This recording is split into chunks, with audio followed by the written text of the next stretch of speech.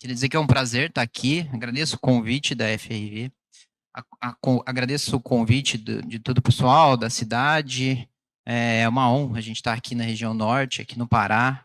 Podemos falar um pouquinho mais do que a gente tem feito e do que a gente tem visto nesse mercado e como esse formato de análise de mercado pode ajudar no desenvolvimento e no entendimento desse mercado como um todo, tá? Então, eu sou o André Felber, eu sou diretor técnico do ePowerBay. O ePowerBay é uma plataforma... perfeito. O ePowerBay é uma plataforma de inteligência de mercado. A gente está... O meio principal de oferecer informações ao mercado é estruturando bancos de dados, estruturando informações, coletando essas informações de diversas fontes e estruturando para que a tomada de decisão seja feita da melhor forma possível. Tá? Então, basicamente, a gente coleta informações institucionais, tá? Relacionada... Muito obrigado. Relacionada à regulação, a planejamento e operação. Então, coletamos dados na ANEEL, EPE, ONS, CCE. Na área de geração distribuída é extremamente importante a conversa com as distribuidoras de energia. Então, a gente consegue coletar informações nas distribuidoras de energia e, com isso, estruturar essas informações num banco de dados de forma que ele fique mais fácil de ser acessado e analisado o resultado desses dados, tá?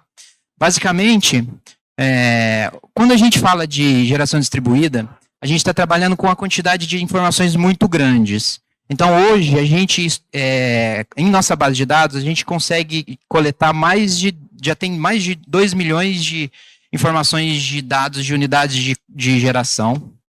7.700 subestações, são subestações da rede de distribuição. São dados técnicos que auxiliam nessas tomadas. Então, 7.000 subestações, 7.500 transformadores, mais de 25.000 informações de linhas de transmissão, né, que são os alimentadores. E aí, para a gente conseguir estruturar essas informações e montar algumas ferramentas que auxiliem nas tomadas de decisão.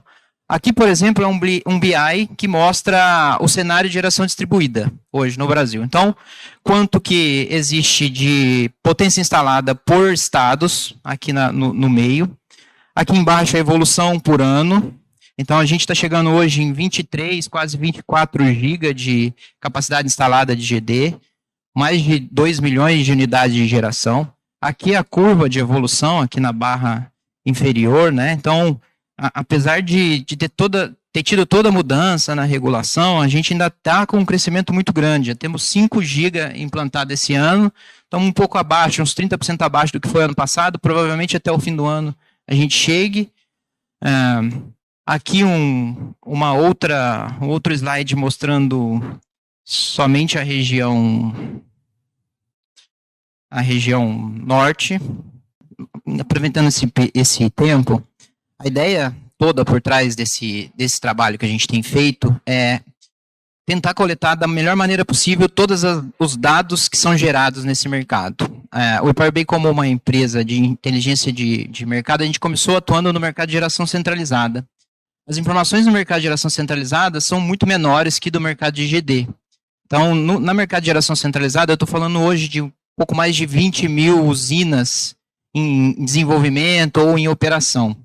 No mercado de geração distribuída, a gente já está com 2 milhões, e esse número vai explodir, né? O mercado, para ele ser 10% do que é hoje de unidades consumidoras, a gente teria, no mínimo, 8 milhões de unidades consumidoras.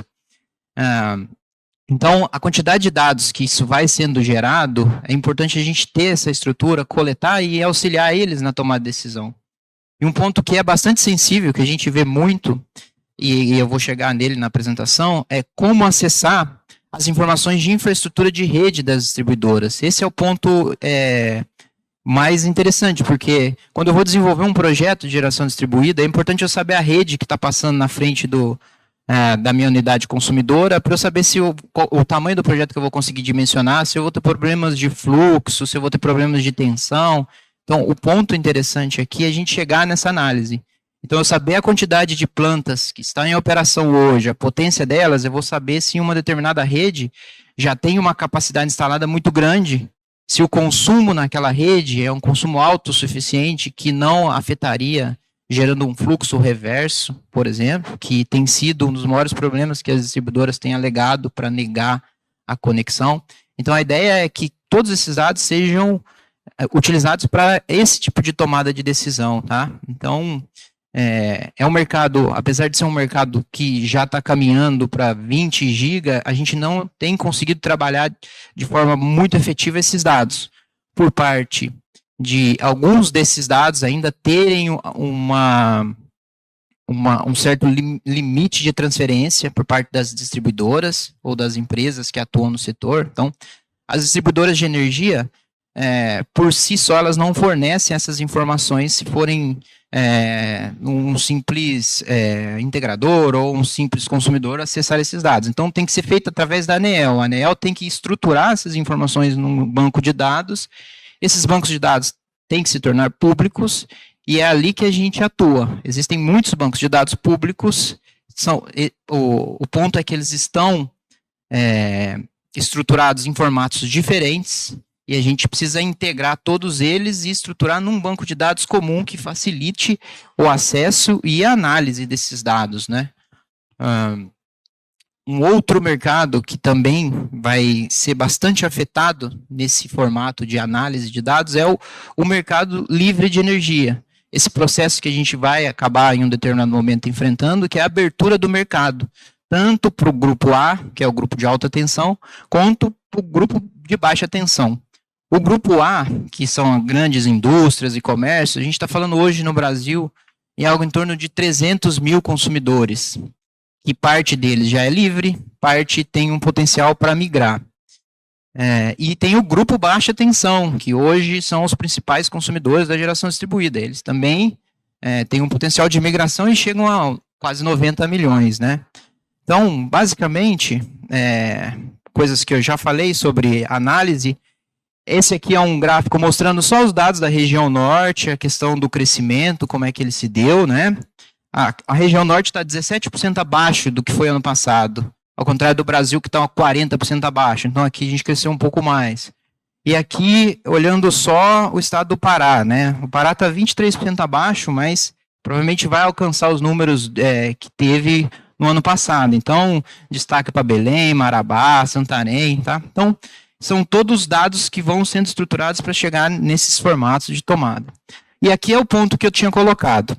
Quando a gente faz uma análise macro de uma região, é importante eu saber a área de concessão de uma distribuidora, as redes de baixa e de média tensão, então as redes 13.8, 34,5, e as redes de monofásica, bifásica, conhecer quais são os transformadores que tem na rede, conhecer as subestações existentes, qual que é o nível de radiação que essas subestações possuem e quantas plantas de GD já tem conectadas próximas. Quando eu tenho essas estruturações desses dados, eu consigo gerar um mapa que me forneça uma indicação de quais são os melhores locais para a gente poder atuar e prospectar terreno, prospectar clientes, coisas nesse sentido, tá?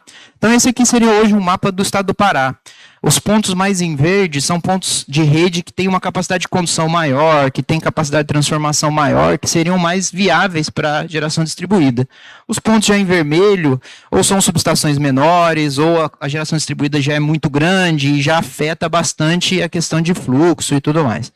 Aqui são números macro. No estado, 182 subestações, 225 transformadores, 666 alimentadores. Então, esses traçados são todos alimentadores, né, de rede, 13.8, 34,5.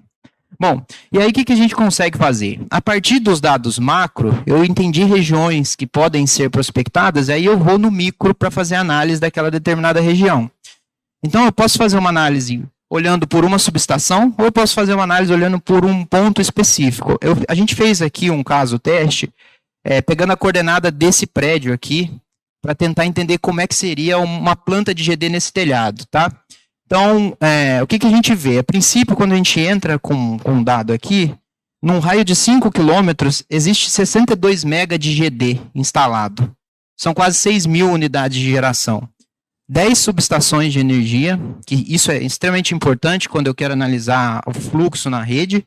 Os dados de irradiação, 5.3, são dados reais e dados bons, e a tarifa de energia no baixa tensão, 1035 para o B3. Então, são dados que a gente consegue estruturar ou consegue analisar, captar de forma bastante rápida, tá?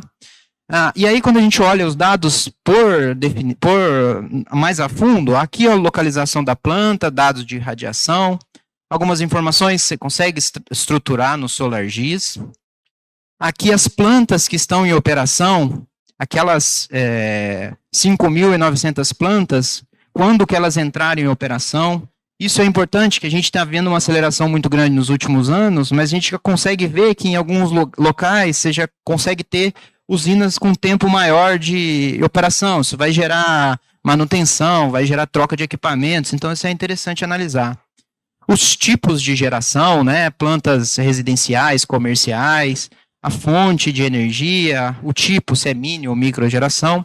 E aqui o ponto interessante, das subestações de energia. Então, aqui perto desse prédio, existem 10 subestações, no raio de 5 quilômetros. A gente está no centro de uma capital e é normal que isso ocorra. Próximo desse ponto tem uma subestação a 1 quilômetro, que é a subestação chamada Reduto.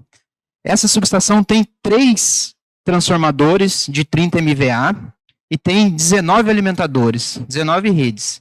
E a rede que chega... e aqui, ó, quando você acessa essa base, a gente consegue baixar o KMZ dessas redes. Então, eu consigo baixar o KMZ da rede de alta tensão do estado inteiro, de média tensão, que é da subestação Reduto, ou qualquer outra que seja, e informações dos trafos. Esse primeiro aqui é a rede de alta tensão da distribuidora, da Equatorial. Então, rede de 138, 69, 34,5 e todas aquelas 182 subestações. Aqui, a subestação Reduto com os 19 alimentadores e o marcador em amarelo é o marcador aqui do prédio. E aqui, todos os pontinhos desse aí, ou são equipamentos de proteção, ou são equipamentos de transformadores de rede, de média para baixa tensão. Pontos que estão em verde são transformadores grandes, acima de 1.000 kVA. E os vermelhos são transformadores pequenos, abaixo de 75. Então, aqui é só o alimentador que chega aqui no prédio do hotel, tá? Então, é o alimentador RD04, é um alimentador bastante robusto, esses trechos em verde são correntes nominais muito grandes, então, se você injetar uma planta com uma potência um pouco maior, muito provavelmente você não vai ter problemas de conexão, de precisar recondutorar, né? E os transformadores que chegam são transformadores bem grandes também, então provavelmente não terá problema. O que a gente fez? Só para tentar exemplificar, pegamos o telhado desse prédio, tem a questão de sombreamento e tudo mais, mas aqui é só para a gente ter uma ideia geral. Então, estimamos que caberia aqui algo em torno de 150 kW. Nesse ponto, quando a gente acessa o KMZ, a gente vai ver aqui que é um alimentador de 529 amperes, e o trafo que chega ali é um trafo de 1.500 kVA, bastante grande. Então, eu poderia, se houvesse espaço, se não tivesse limitação, botar uma planta de 1.5 mega aqui, tá? E aí, olhando, né, 1.000 metros quadrados, 700 metros úteis, né, tirando as restrições, eu conseguiria colocar os 150 e ter ali uma geração de 246 MWh mês. Esse traçado, o que é interessante? As distribuidoras estão alegando ultimamente a questão de fluxo inverso, inclusive para plantas muito pequenas. Então, em alguns casos, quando a rede está muito estressada, você está muito longe do ponto de conexão, esses problemas podem acontecer em alguns casos. Nesse caso aqui, o que a gente viu é que seria basicamente impossível por causa da estrutura da rede. Então, para 150 kW numa rede de 13,8, uma planta dessa vai injetar 6 amperes na rede. Isso é 1% da capacidade de condução. Não tem problema nenhum de recondutoramento com nada. Aqui são os limites de tensão. Essa é a rede operando normal. E essa aqui é a rede operando com 150 kW. Também não afeta em nada. Os limites que precisa estar uma planta de GD é até entre 0,95 e 1,05 PU. Então, não teria problema nenhum. E aqui o problema do fluxo inverso. Essa aqui é a rede hoje operando sem nenhuma planta, ou operando com as plantas que já existem dentro dessa rede. Quando eu insiro 150 kW nessa rede, diminui muito pouco. Então, não estou tendo fluxo. Apesar de afetar um pouco, né, a curva de consumo da rede, é muito pouco. E se eu estressasse, colocasse uma planta de 1,5 mega, como eu falei, a curva já cai, porém eu ainda não ultrapasso os limites de inversão de fluxo, que eu teria que estar abaixo aqui da linha de zero, né? Então, é uma rede bastante robusta. Casos desse aqui mostram locais que você poderia ir prospectar, que provavelmente você não teria muitos problemas, tá? Basicamente, pessoal, a ideia é, com os dados que a gente consegue coletar, consegue estruturar e acessar de forma bastante rápida, ajuda a gente muito nas tomadas de decisão. A gente tem um formato que permite acessar esses dados, você pode entrar lá e baixar por município e fazer todas essas análises.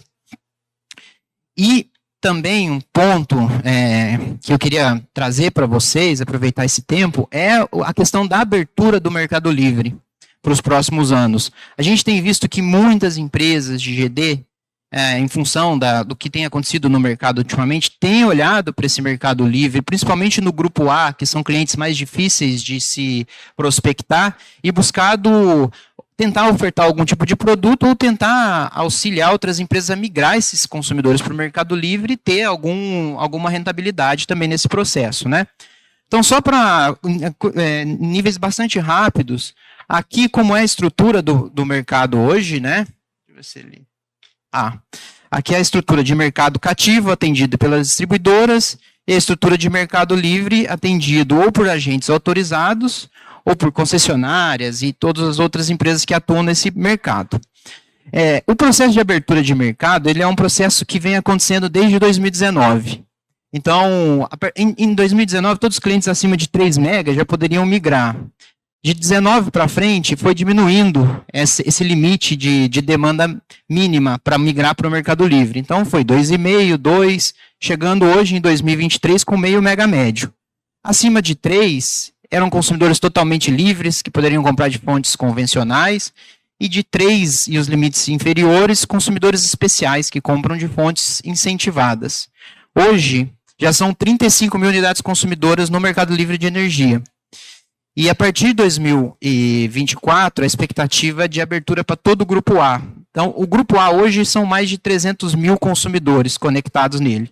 Parte dele já é livre, 35 mil já são livres, uns 5 mil já estão em processo de migração esse ano, e a gente estima que mais uns 100 mil devam migrar nos próximos anos, tá? E aí, isso daqui é uma análise do que é o mercado cativo hoje, o tamanho desse mercado. Então, aqueles 100 mil consumidores que podem migrar para o Mercado Livre, a grande maioria deles, 50% desses consumidores têm demanda menor que 50 kW. Esses consumidores, eles têm um pouco de receio para migrar para o Mercado Livre. Em alguns pontos, eles não são clientes tão interessantes para o processo de migração. Acabam tendo algum receio de colocar ou optar por uma geração distribuída. Então, são clientes que precisam ser trabalhados, ofertar o produto que seja mais específico. Mas o interessante é conhecer o tamanho desse mercado, né? Aqui a gente fez uma análise também para a região norte, algo em torno de 5 mil possíveis clientes, tá? Também segue aquela proporção de 50% menor que 100 kW de demanda. E aqui para o estado do Pará. 2.400 consumidores. E aqui, cada pontinho desse aqui, são os consumidores que estão conectados na rede de média tensão. Esses dados são considerados quando a gente faz aqueles cálculos de fluxo, porque eu sei que eles são consumidores na rede e eles geram aquela parte da rede. Então é importante conhecer esses consumidores, para você ofertar o teu produto ou para você também tentar ofertar algum tipo de produto para a migração desses caras. Só números gerais, o estado do Pará tem 8 milhões e meio a população de 8 milhões e meio, 2,4 milhões de unidades consumidoras, sendo que só 4 mil é o grupo A, então 2 milhões e 400 mil consumidores estão no grupo B. E aqui o perfil desses consumidores, né, como é que eles estão distribuídos, a grande maioria é comercial e industrial, poder público, né? Os potenciais consumidores para migrar estão basicamente no comercial e industrial, tá? E aqui uma informação que é extremamente interessante de sempre avaliar tarifas por distribuidora, né? Tanto a TE, ponta e fora ponta, quanto as informações de TUJ para os grupos tarifários. Então, são informações que a ANEEL publica, que a gente estrutura e auxilia na tomada de decisão. Aqui para o estado do Pará, ó, a tarifa na ponta está na faixa de 490 e a fora ponta 320. O grande problema aqui está na demanda fora ponta, que é na demanda ponta, bastante alta.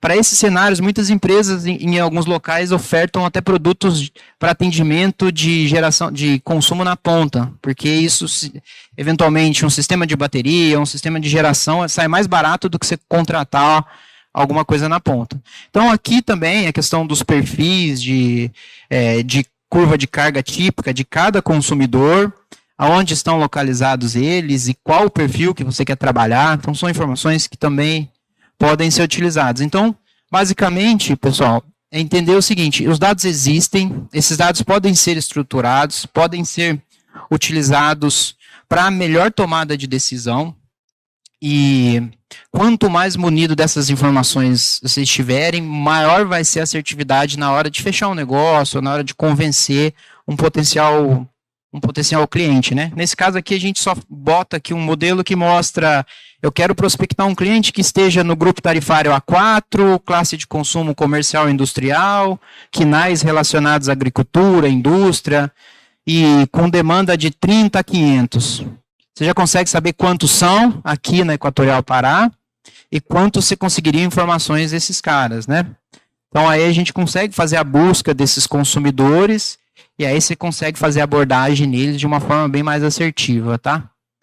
Basicamente, pessoal, o que a gente tem tentado construir com as informações que são públicas e com esse formato de trabalho é trazer a maior rapidez para vocês na hora de analisar esses dados, porque a estruturação é bastante complexa, o armazenamento desses dados também é bastante complexo. Então, é a facilidade de acessar os dados e a facilidade na tomada de decisão. Tá bom? Então, é isso aí, pessoal. Vamos entrar.